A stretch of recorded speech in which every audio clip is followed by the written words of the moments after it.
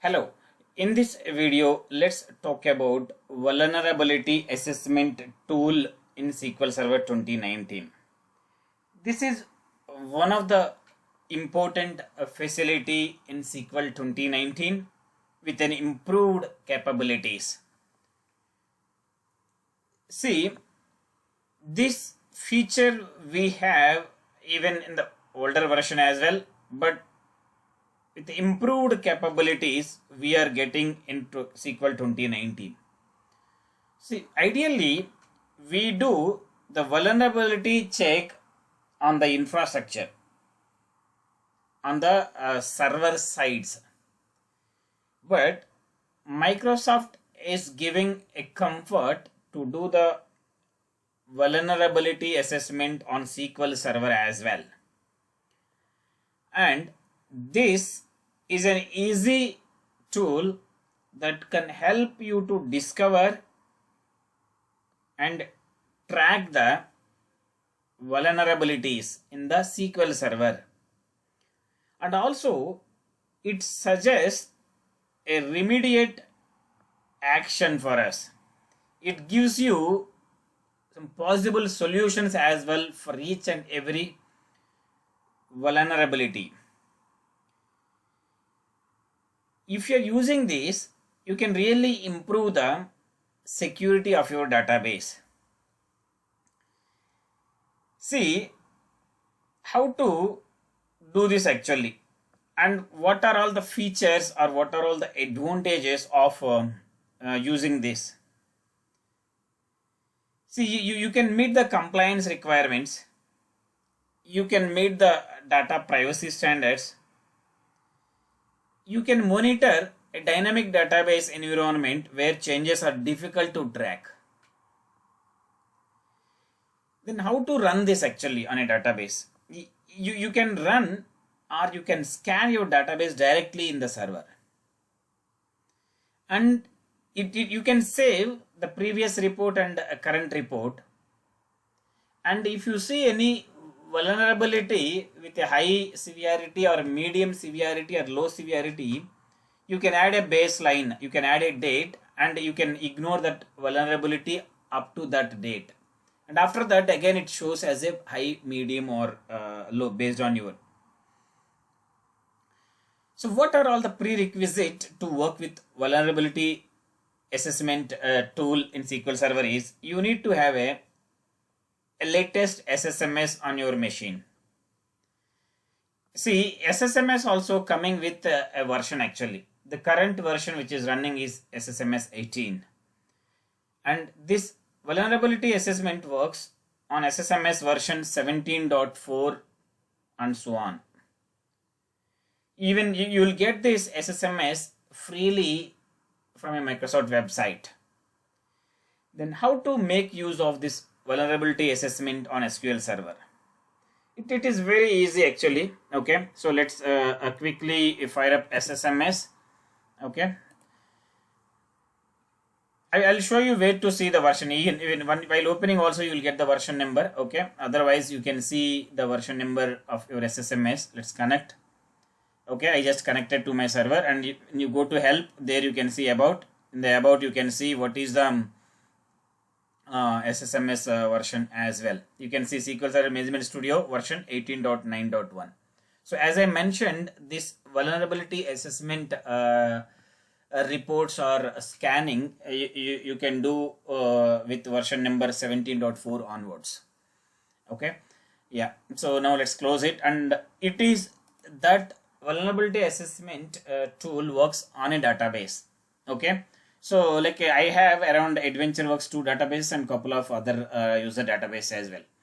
I want to do a vulnerability assessment on AdventureWorks 2019 transactional database. So the database where you want to do the vulnerability, you select that and right click on that particular database. So there you get couple of options, you can see it. Okay, and now you select the click means just over the task. Once you select the task, you get one more window in the right side with a couple of options here. So here if you come from top, you can see vulnerability assessment. So in the once you select vulnerability assessment, you get more two options again. So you are getting one scanner for vulnerabilities or open existing scan. So if you already finished the scanning, you can open the existing scan report, or you're doing for the first time, or you want to do fresh again today, you can click on it. So once I click on it, let us see what happens here. So it asks for the location where to save the report. Specify where scans should be saved. So it gives you some location in the documents and users and documents folder. Okay, I'm okay. And it saves for every scan, it saves a report in this particular location, okay, with a specific date and time. Or you want to change the location, you can do it. It's up to us now.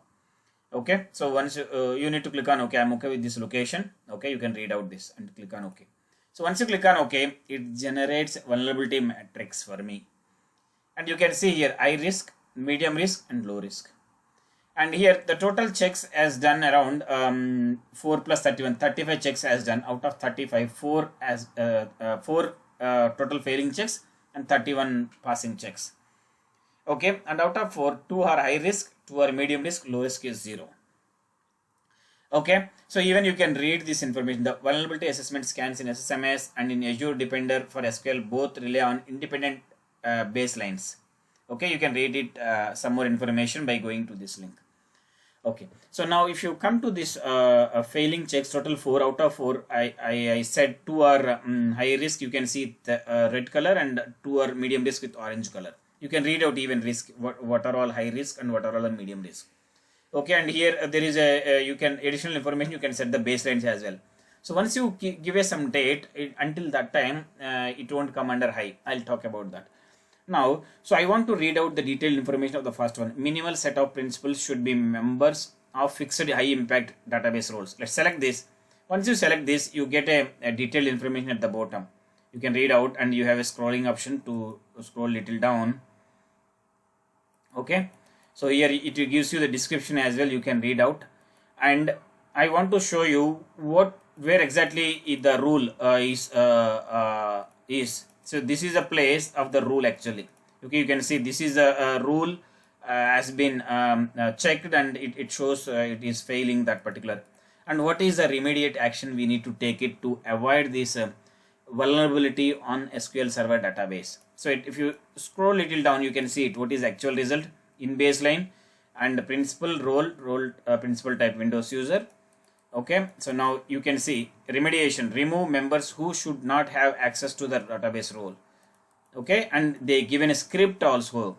So like a couple of cases, they'll give you some SQL script to fix this vulnerability. Some cases it gives you a suggestion what needs to be done. Okay, you can click on this query here, open in a query editor window. The query will be open in a separate editor window in the next to this. So this is how you can fix it, and if you're happy, you can execute this, or not happy, so you can do something else to fix this vulnerability. Okay, and so I'm okay, means I'm okay to fix it, but other side I want to wait till up to some extent. So up to that time I don't want to see this as a vulnerability. So that time what you have to do is you need to click on approve as a baseline. So once you click on approve as a baseline, so it moves out of vulnerability, and it wait particular time till that particular time. I'm going to click approve as a baseline. So it asks you like you are doing something and you for this security check and all, it will no longer appear as a failure in your vulnerability assessment after your next scan. Do you want to continue? Of course, yes. So once I click on continue, so that has been moved. Okay, but I need to refresh the report. Until that still I can see 4 only. Okay, the other one is I have it, and even for this also I can see what is a rule query and what is baseline, and okay, not this one. Let me go to the next one. This one. So if I go to the what is the remediate action for this? Yeah, it is giving some for this assessment. It is giving a remediate action. Okay, you need to do something else. Okay, but that's okay. Now I have removed. I have approved one vulnerability as a baseline. Okay, so now let's do a re-report. Okay.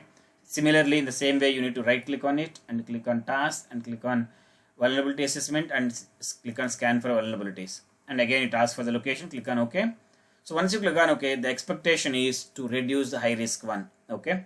So earlier I have 2, now I have only 1, and you can see total 3 and 32 passed. So you can see the passed one in this section. and you can see at the bottom here per custom baseline. So there was a baseline as given, that is the reason why it has been passed. Ideally it was not fixed, but I gave a timeline, okay, until that it won't come as a high risk one. So still if you go to the failed one, I have one high risk one and two medium risks one. But yeah, so now you need to decide either this has to fix immediately, or I can do I can approve as a baseline for up to some extent or something like that. So this is how you need to protect your database from vulnerabilities. So this is one of the very good feature with improved capabilities in SQL 2019. So that's all about it. If you have any questions on SQL 2019, please drop your question in the comment section. I'll try to answer as soon as possible. Also follow me on Facebook for more technical updates. Thank you.